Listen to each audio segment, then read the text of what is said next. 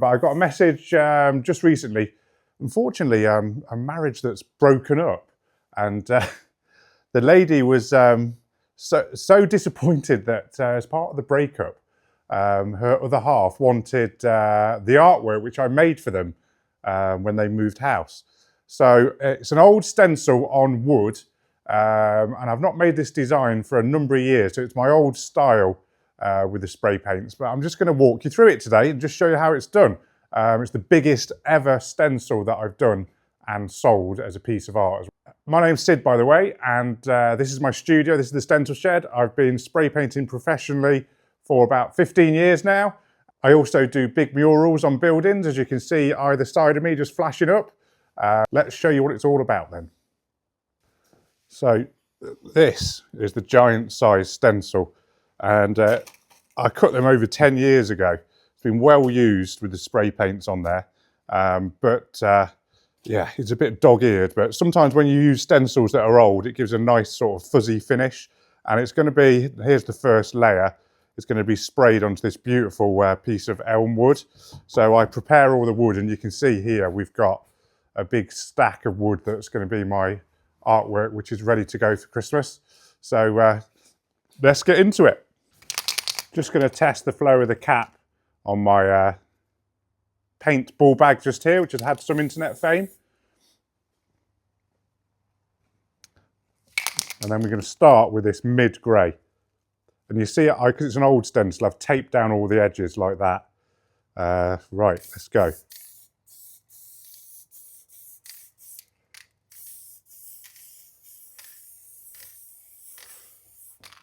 So you see, I'm just doing a nice even flow up and down. As the actual composition of the artwork, basically it's got a flow up and down as well, with the different animals in there.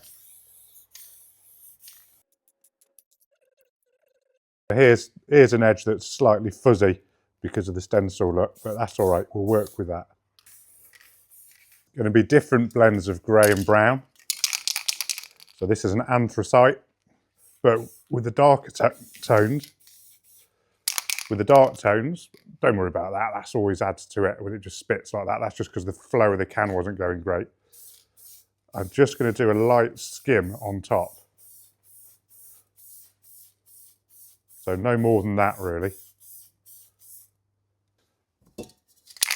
This is a marble effect spray can. Now this comes out like kind of silly string, but let's just see what that's like. Not bad. That's actually grey, but it kind of looks white on there. So what I do with that, put it down, and then fill in over the top again with this mid-grey, just to what I call knocking it back. So when you knock it back, it's there, but just very subtle. See, it's just disappearing slightly.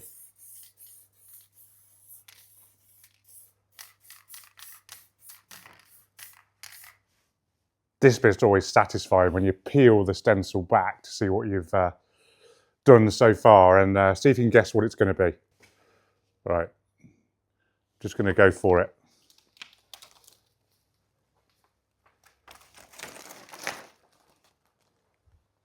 Looks a bit random at this stage, doesn't it? Right. Next, we're going to go with a darker grey. This stencil is about 1.6 metres long. It's an absolute monster. So I'm just going to pull this out on top. And I just lock it in with the ear on this particular animal. And then once you've locked it on this side, by default, it should lock in on this side. So that's the plan anyway. And what I tend to do when I'm working flat like this is I use weights, or in this case, strips of wood. I could use old spray cans, just to weight the stencil down. And with weighting the stencil down, what that does is it stops a lot of the spray from getting underneath the piece of work. So it gives you a tighter line on the actual artwork. That's laid out pretty well. What we're going to do, again, is just use this nail just to push down the stencil, so when I'm spraying it, that'll just keep the line nice and tight. This is an anthracite grey, but I'm not going to put it on thick. This is going to be like a mid-skim. So what you do is you just lightly spray it like that without keeping a constant flow. And in that way, you're kind of what I call dusting the stencil. So it's just a bit of dust on top rather than the thick line.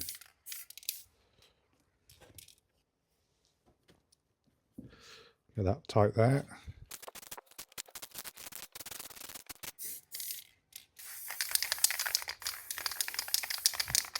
Just like that. So again, this is the marble effect spray. Just dust this over the top. There we go. So we can see the effect with the marble black just on top of the mid to dark grey. Okay, here we go.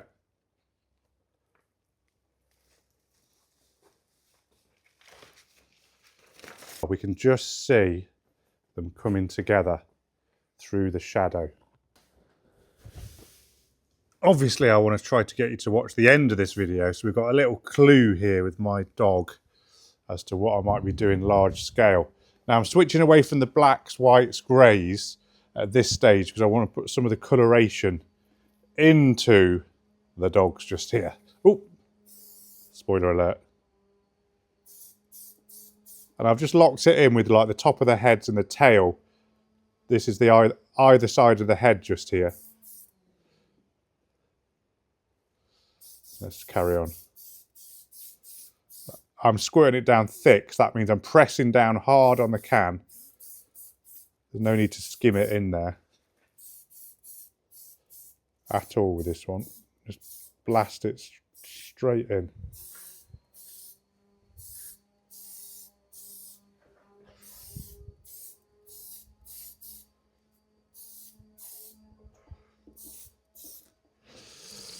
Right.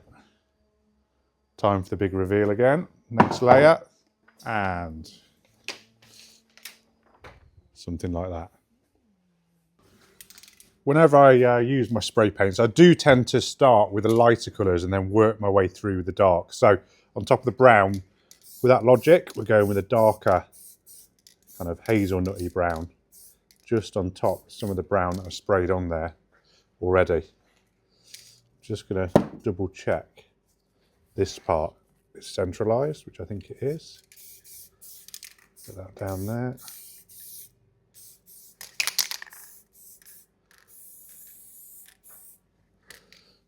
Final bit here. And again, I just lift it and place it down again just to check I'm in the right place.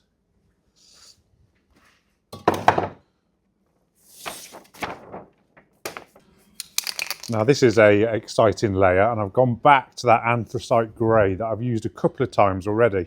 So you see when I'm going to spray it in to these tones here, it's going to kind of marry up. Now this one I'm going to go hard, as I call it, so pretty thick. And the way I've placed this stencil, I've got all the eyes where they're going to be and locked them in with the eyes. So it's quite handy. The more you stencil, the more you've got places where you can lock the stencil in to make sure it fits and is in the right position. So let's sort this out. Just that up and down motion again. Let's have a little look, see.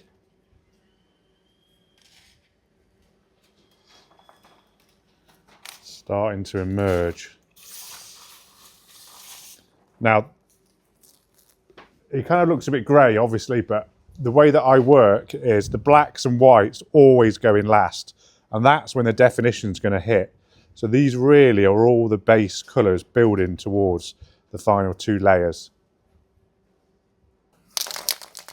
So here we go, it's the black layer.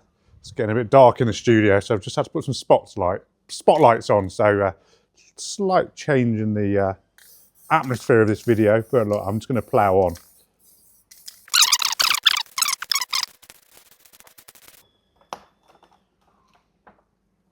There we go.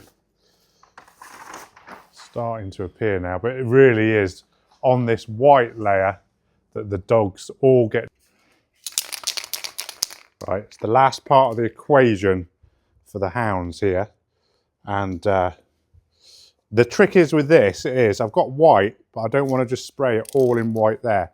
It's about getting the fade, the lights at the top of the piece blending down. So obviously if you've got a white and you're blending it onto greys and blacks, it fades nicely. So let me give you an example. So I want to spray hard white and then a skim like that. So it's blending down into more of a grey. So I'm going to do the hard at the top area and then just like that, hard at the top, skim at the bottom. That's pretty good. Just like that. Hard tail. Again, these ones, just do all the top hard and then more of a skim going down like that. Let's have a look. Take those off. Right, reveal. Ooh, I'm going to just add something very quickly down here to really set this piece off. Right, let's add some more detail. I'm always on the Fox's side, by the way. Just testing the flow of the canvas there. Looking good. Right, I'm back the next day and these are properly dried overnight. And you see here, I've laid the stencils over the top. This is the original cutout for the first stencil because I want to crisp them off and get a white line kind of for the horizon, and then the black is going to be the shadow, which I'm gently going to put on. But this is also useful because like there's elements here where I don't want the grey there. So with going over with the white like that and blending it into the background, you can kind of get rid of that, and these kind of weird fuzzy bits here as well. You can get rid of that as well. So gradually, when you spray across like that, just this is the tails there, it just crisps them off, is how I call it, to the background. So there's the white done. And here, I'm going to go a bit harder because this is essentially the horizon behind, and it's just going to whiten off and put the spaces in between the legs of the different dogs. There's a good example just there, like that. And that kind of blends it in to what I've just sprayed to the top. So it kind of knocks it back and gives it more depth. After that, we're going to go with the black here, just for the shadow. The lights sort of come into this direction, so I'm going to sort of start there, like that. And just add this subtle black shadow. They always say not to use too much black and white, don't they, when they're painting sort of standard, but with stenciling and spray paints, you can't beat it when you put the black and the white on there right at the end to get the details on there. So let's go and have a little look. Oh, that's looking good. Looking good.